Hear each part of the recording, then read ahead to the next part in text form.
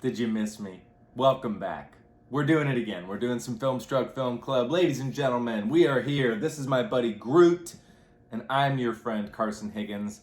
And this is what we do. We watch a movie usually every week. This time we waited a long time to watch this. And you know what? That's just how it is sometimes. That's just how the cookie crumbles. But if you want to keep track of what we're watching all the time, your best way to do that is to follow us at Filmstruck Film Club, and then you'll be up to date. So let's get to today, baby. We watched an incredible film. It's one of, story time. So back in high school, I discovered that I loved movies. So I found myself looking at the AFI 100 Best Films of All Time list. It's a great starting place for anyone who's trying to kind of digest more cinema. And it's a list of just 100 American films, very, very key part of that. So is it the best of all time? I don't know. Is it the best American films of all time? Maybe. But this film that we watched this week is one of the 5 that I still somehow have missed and not watched. I managed to watch damn near the whole list growing up, and there's just been a couple that have been eluding me this whole time. The one that we watched this week is pretty much the one of the 5 that I wanted to see the most. That I was like, man, when am I gonna watch this damn movie? And it was just never available to stream, so it never came around. But luckily, those fine folks at the Criterion Collection recently put out a brand new edition of this film, and now it's streaming on the Criterion channel. So I was like, that's what we're watching this week, baby. Finally crossing it off the list. And the film in question is none other than Billy Wilder's 1944 classic film noir, Double Indemnity. This is a film that I had always kind of had an idea of maybe what it was about. I never knew what Double Indemnity meant. So I was always like, it's the guy from The Apartment, and it's the lady from The Lady Eve, and it's a film noir. Let's go. I don't know what to think. But I have seen 3 other Billy Wilder films, and maybe you have too. His very famous film, Sunset Boulevard, Some Like It Hot, this one here, Double Indemnity. He made another one that's skipping my mind at the moment that I've seen as well. But anyway, this is a classic American director, or so I thought, because it turns out the guy's from Austria, which is pretty cool. I mean, there was this great chunk of time right at the end of the 30s, early 40s, when Hollywood was just hiring all the best people from Europe to come over, mixed with some people that were escaping Europe from that little thing called World War II. 1944, we get what is basically the first film noir, which is this, Double Indemnity. It is based off a book by a guy named James M. Cain. Billy Wilder did write the screenplay with Raymond Chandler. Apparently they didn't really get along while they were writing it. But this film was kind of like, I don't want to say doomed from the start, that is not a good way to put it, but that it just had quite a few hurdles to get over. A lot of people involved with trying to make this film just thought it was going to be way too dark. It's like, it's about murder, man. What are you doing? Why are we telling this story? Apparently, every dude that was offered the lead role of the insuranceman, Neff, who winds up being played by Fred MacMurray, who is in The Apartment, and he did a bunch of Disney films, and he was on All My Sons on television. He was a very all-American, smiley, just cookie-cutter dude. So this role that he winds up playing in Double Indemnity is a super hard left turn for this man's career. But yeah, everyone that was offered this role, big names too, they didn't want to do it because they thought it was gonna tarnish their image or something. And Fred MacMurray, even he was like, I don't think you want me to do this, man. But of course he did get talked into doing it. And him and Barbara Stanwyck are the 2 stars of the film. And they were the 2 highest paid actors at the time. So I don't know who that would be right now, but it'd be like getting, this is wrong, but it'd be like getting George Clooney and Julia Roberts or something like that. But yeah, this film, it is, like I said a little while ago, it's on the AFI list. It was originally number 38, and then when they did the 10-year anniversary of the list, it moved up to number 29. So at least critics and the American Film Institute thinks that this is one hell of a movie, and I gotta say, it really is. Between the cinematography, which is this beautifully dark, very shadowy, a lot of light through Venetian blinds kind of thing, which is, you've seen it a million times in film noir, but to think that a lot of these tricks and tropes kind of started in this film is pretty cool. The dialogue is just incredibly edible. Like, you just want to listen to it all day long.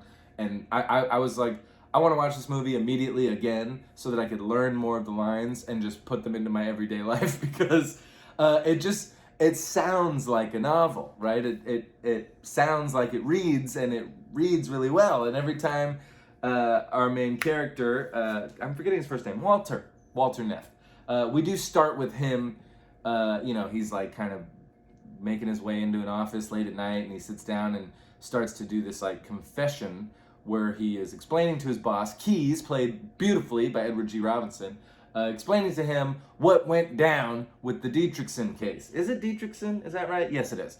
About how he was basically hoodwinked into committing a murder that is all kind of around this double indemnity accident insurance clause.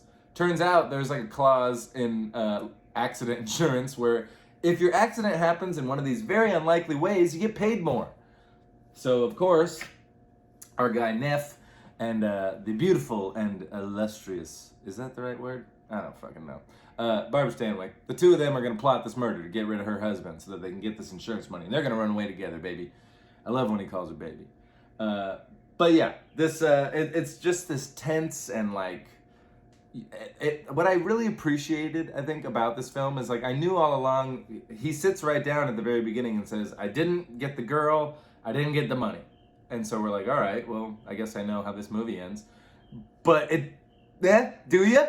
Because it's really kind of a brilliant little jigsaw puzzle that they put together. There's the whole lead up to, like, okay, we're gonna team up and do this.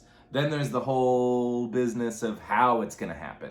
And they take their sweet time and they plot this thing out perfectly. They're going to get away with this murder, man. They're going to ditch the guy off the train. It's got to be the train. And we're going to ditch him. And boom, we're going to get the insurance money. We're going to run away together. The actual murder scene is so awesome. Because, like I said, it's like, what's recent that did this? Like, kind of, maybe like Argo or The Town. What's up, Ben Affleck? Where, like, we're just kind of really taking the time to put all these pieces together, and then we're gonna do the job. And I just absolutely love the scene where we do get rid of the husband, and basically everything in this like 100-point plan has gone perfect until we get in the car and try to start it, and it won't start. Great story behind this. Billy Wilder. They're shooting this scene. They do the murder. They start the car. They drive away. End of the day, we're done shooting. Billy Wilder, on the Paramount lot, goes to his car, and his car won't start. And he goes, oh my God. And he runs back, and he goes, don't tear the set down. And he gets everybody back together, and he goes, we're going to reshoot it again, only this time, the car's not going to start. And it's like one of the most genius things, and it's just been, done a million times since then. But man, oh man, when you're so in the thick of it while you're watching it, and when that car won't start, you're just like, oh no, what's gonna happen? It reminded me of in Psycho, when he's getting rid of the body and getting rid of the car, and the car won't quite sink into the lake, and it's playing with us, because now we're rooting for the murderer to get away with the murder. So it's just genius on a whole nother level. Billy Wilder, man, I really didn't know like much about the man. I'd seen some of his movies, like I said, but I didn't really know much about the guy. And he's just they're on the Criterion edition of this film. There's this great little like 3-part documentary of like, Billy, how'd you do it? Where it's just an interview with Billy Wilder of like how he made all his movies. And just listening to him talk, he's such a funny little German guy or Austrian guy or whatever. He speaks German, so I don't know. But yeah, let's see here. I got some other things written down here. I don't want to miss it. Oh my God, it's like one of the best uses of Los Angeles.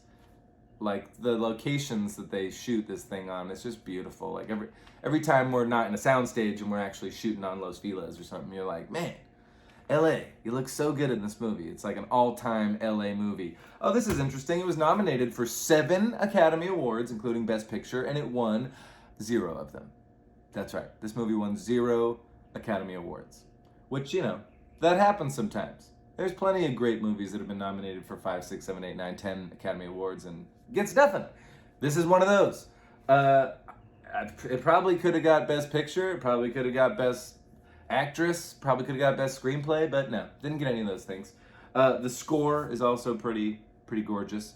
But yeah, I don't really have anything else to say other than I really enjoyed it. And I really can't wait to watch it again, and I hope that you enjoyed watching it. I hope you enjoy a little film noir, because boy oh boy, this is top tier film noir. Yeah, all done. Hope you guys have a great week. We're gonna get a new pick out there for you. We'll get it out there tomorrow, so it's gonna be something fun to watch. A little break from darkness of the film noir stuff. So yeah, go ahead and follow us at Filmstruck Film Club. Make sure that you're keeping up with us, and don't ever be afraid to hit me up and let me know, like, hey man, that movie was incredible. You got any other recommendations? Or hey, I hated that movie. Why on earth would you pick that? I love the engagement, so go ahead and hit me up. But other than that, Groot, you got anything to say? I am Groot. That's his favorite thing to say. So, love you guys. Talk to you soon.